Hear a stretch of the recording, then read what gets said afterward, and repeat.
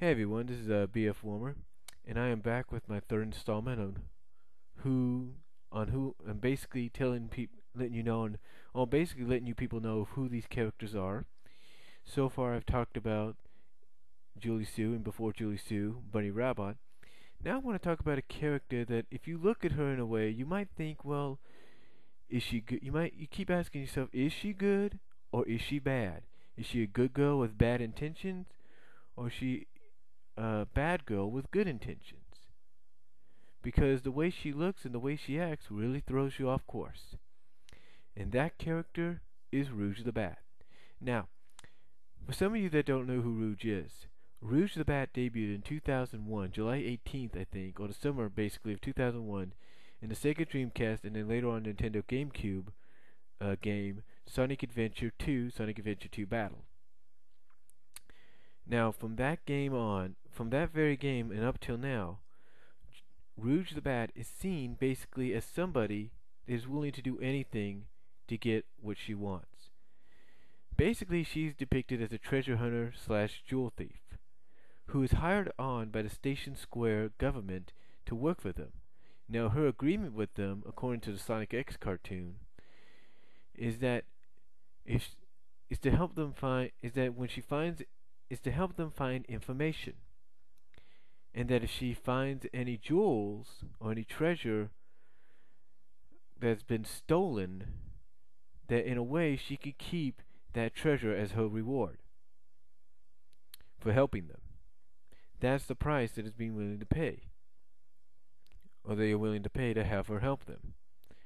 The reason for this, according to the Sonic X storyline, is that it was either she helped them or spend the time in jail, and or basically allow herself to be blown up. Basically, in Sonic X, they get she debuts for the first time officially in Sonic X, she is given sort of like a wristband, and that's actually a time bomb that if she tries anything, she'll be blown up.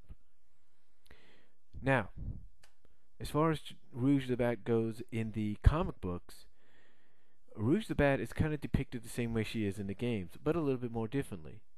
Here she puts work first, basically her work as an agent first, and her tendencies when she's got the time to herself and her other goals, basically I should say, of getting like the Chaos Emeralds and the Master Emeralds, secondary.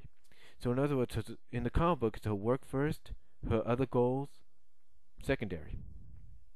And this is proven on numerous occasions. Now, in the Sonic X comic book, not Sonic X comic book, it does have a comic book though, but in the Sonic X cartoon, she's depicted almost the same way she is in the games. She's a jewel thief that gets hired, and like I said, actually ends up passing the test of showing that she is willing to work within the system instead of being blown up.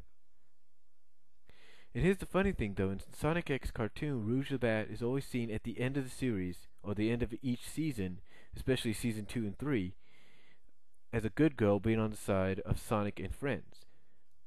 Now, in the comic book, like I said, as I mentioned, in the comic book, she puts her work first and her other goals secondary. Now, believe it or not, Rouge does have a bit of a relationship, or trying to start a relationship, with Knuckles the Echidna in the comic book, as she has done in the games and in the Sonic X cartoon. But by doing so, she has developed a rivalry, if you will, with Julie Sue Echidna. How did this rivalry start, you might ask? Well, as I mentioned in my Julie Sue talk, I was going to talk about this here.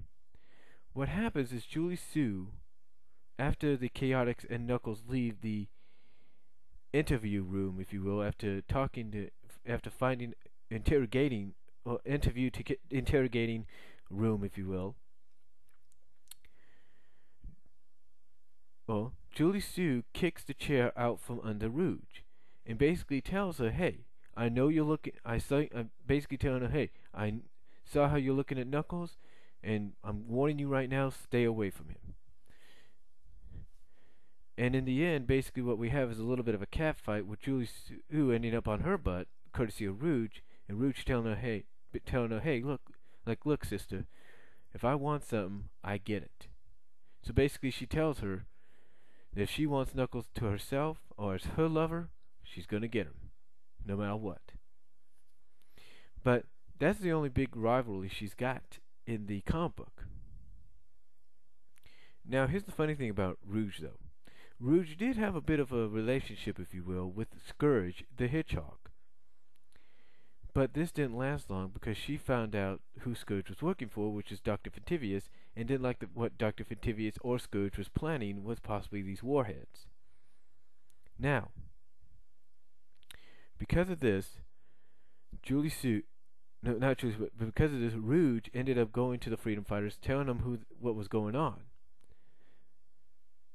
We also find out during this little vacation or rendezvous with the Freedom Fighters, in this interrogation she goes through, that Rouge does have a bit of a rivalry and a past with one Fiona Fox.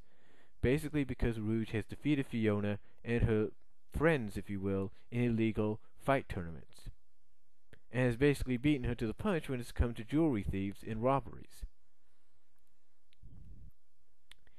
Now after this, Rouge ended up being a temporary member of the Chaotix, if not a part-time member. But this, however, is on a probationary period. Basically, what it is if the deal is if Julie Sue ends up screwing the Chaotix, then they can hand her over to the Freedom Fighters and have her put behind bars. So far, Rouge is kind of keeping her distance, keeping her cool, buying her time, if you will, to do whatever to basically win over the trust of the Chaotix and Knuckles, so she can probably achieve her goal of getting what she wants. Now, we do know that Rouge does return next month in issue 187. Here she works with Jeffrey St. John undercover in trying to find out why Mammoth Mogul has set up a new casino and brought back all the badniks and villains from the past and present to work with him. But I guess we're going to have to find out next month. We have to wait till next month, or this month, at the end of this month I should say, to find out. But anyway, that's who Rouge is. She's sort of what they would call in the wrestling business as a tweener. Someone that's like a babyface with heelish intentions and gets cheered, and someone that's a heel with babyface intentions that gets booed. But that's who Rouge the Bat is. And I hope that helped out to a lot of you that don't know who she is. And I do want to thank each and every one of you for listening in on who these characters are. And next up, I'm going to talk about the ifs and possibilities of the Sonic the Hedgehog comic book. Now that might be a little bit of an interesting listen to. But thanks again, and peace.